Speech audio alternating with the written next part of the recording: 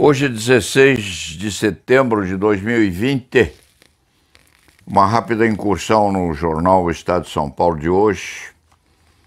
A folhas H5, depois de Roberto da Mata, Máscaras e Dúvidas, uma reportagem sobre a Segunda Guerra Mundial na América Latina, com a foto de um Zeppelin. Circunstância curiosa, porque chamou a atenção deste escriba, que se lembra que estava aos 10 anos de idade em Santos, em 1945, 46, a guerra havia terminado. Este velho escriturário de direito penal e processo penal se recorda muito bem dele, criança, olhando a mãe Alice a fechar as janelas da casa à noite em Santos com cortinas negras, porque se temia, ao fim da guerra, que os alemães bombardeassem Santos. E havia um Zeppelin, sim. Este antigo escriba se recorda de que, num belo dia, numa bela manhã, lá pelos idos de 1943, passou um Zeppelin sobre o mar, lá em Santos, que com certeza absoluta não era nacional. O Brasil estava em guerra com a Alemanha e quase se decretou a beligerância pelo Brasil ao lado dos americanos. Sim, foi ao lado dos americanos a opção final de Getúlio Vargas, mas quase o Brasil pendeu para a Alemanha por um triz. E quando o Brasil declarou guerra à Alemanha, ao eixo, ao Japão, inclusive, havia alemães aqui, sim, muitos.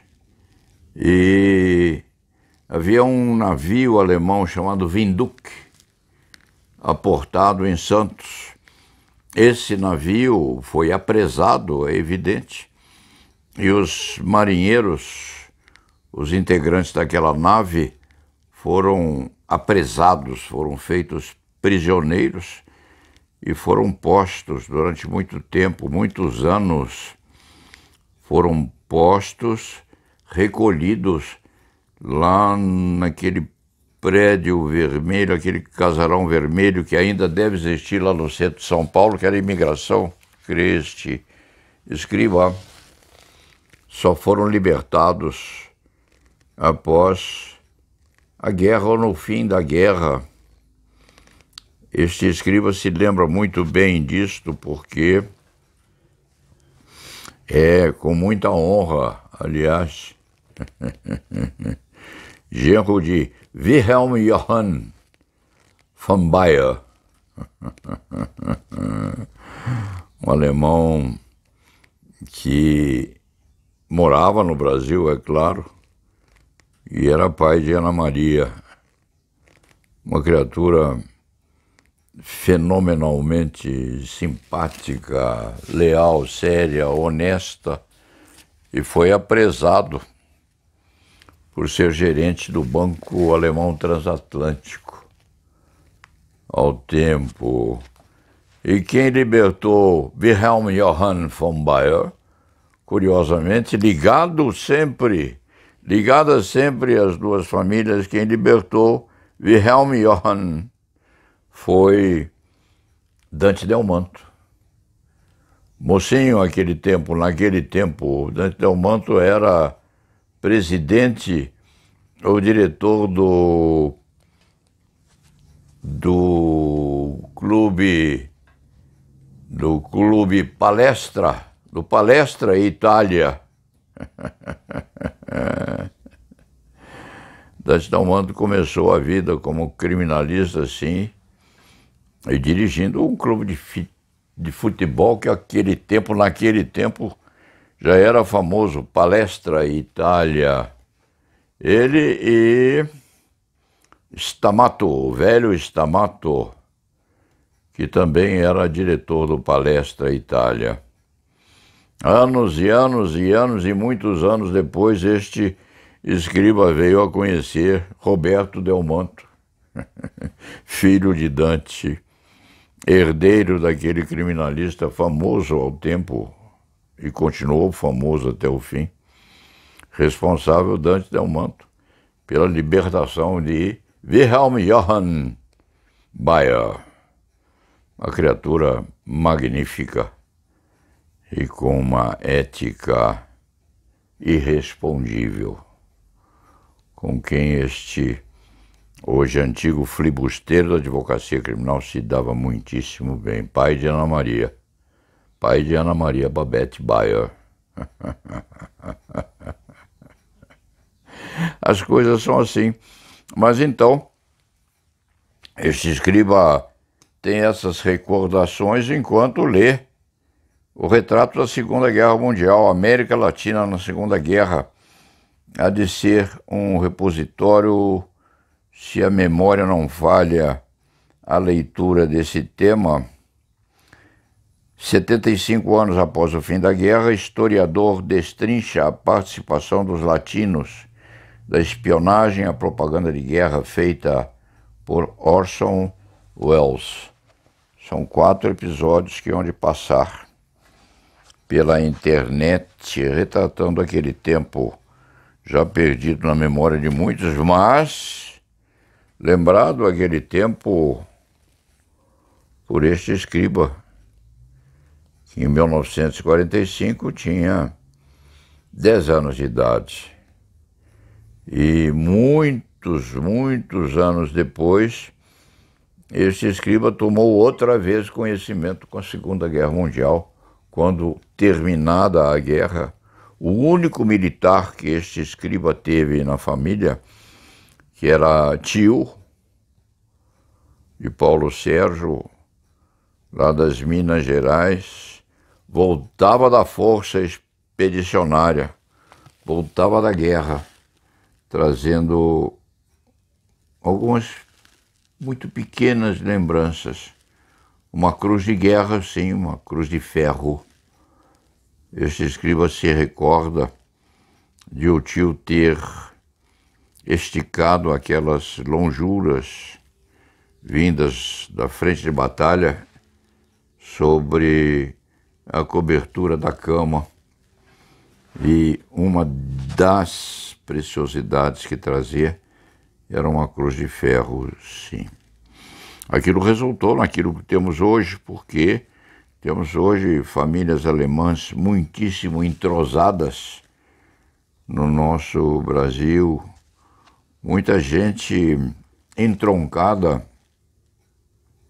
em Campos do Jordão, com tradição naquela cidade bem posta, gente boa, gente séria, gente que ficou aqui porque não podia voltar e que foi praticamente abrigada pelos brasileiros ao fim da guerra. E era um período muito curioso, muito esquisito, do qual, evidentemente, em 1945, este escriba não participou porque tinha apenas 10 anos de idade, mas veio a conhecer após, estudando alguma coisa a respeito daquele tema. O Brasil tinha a sua condução deferida a Getúlio Dornelles Vargas. E a Alemanha teceu uma atividade muito sedutora ao Brasil, a saber se nós estaríamos ou não ao lado da Alemanha contra os Estados Unidos da América do Norte, circunstância muito curiosa, dramática, também porque nós quase declaramos guerra a favor da Alemanha do tempo, com uma tragédia acontecida. Havia um navio brasileiro chamado Baipendi, foi torpedeado. E aquilo foi decisivo para que o país declarasse guerra à Alemanha, embora houvesse depois uma dúvida muito séria a saber se a autoria daquele torpedeamento não deveria ser atribuída aos norte-americanos, sim, interessados em que a guerra fosse bandeada para o seu lado e, por consequência, teriam torpedeado o nosso navio, atribuindo a culpa aos alemães. Coisas da espionagem, por certo, na qual o mundo está permanentemente introduzido. Este escriba, para fecho dessa crônica, que precisa ser curta, tem a lembrança de ter visto aqui o intermezzo daquele acidente de percurso do russo que faz oposição a Putin e que teria sido envenenado por uma substância quase inoperável ou mesmo quase indescoberta no corpo humano. E descoberta assim porque o russo conseguiu sair da Rússia e ser internado exatamente na Alemanha, sobre a qual esse escriba terminou de falar. E lá esse moço se recompõe. Se recompõe e diz que volta à Rússia. Não é a primeira vez em que alguém é envenenado na Rússia em razão de atividades de oposição a Putin.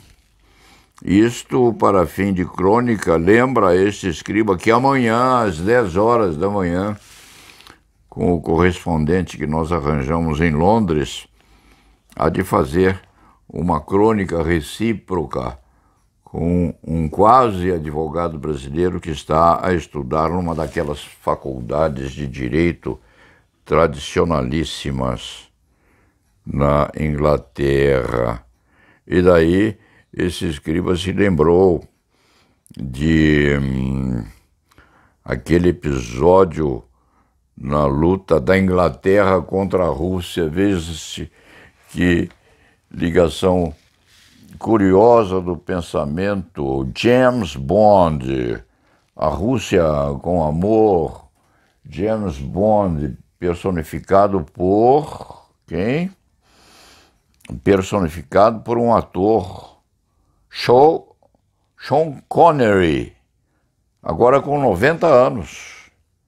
Diz esse correspondente que nós temos em Londres que Connery é vivo ainda, embora afastado das telas. Este velho escrivinhador se lembra da luta da espionagem norte-americana, não, da espionagem inglesa contra a espionagem russa, a Smersh. E Connery também é envenenado naquele movimento anti-espionagem, de espionagem russa contra a Inglaterra e vice-versa, os dois países lutando dentro e fora das permissivas regulamentares.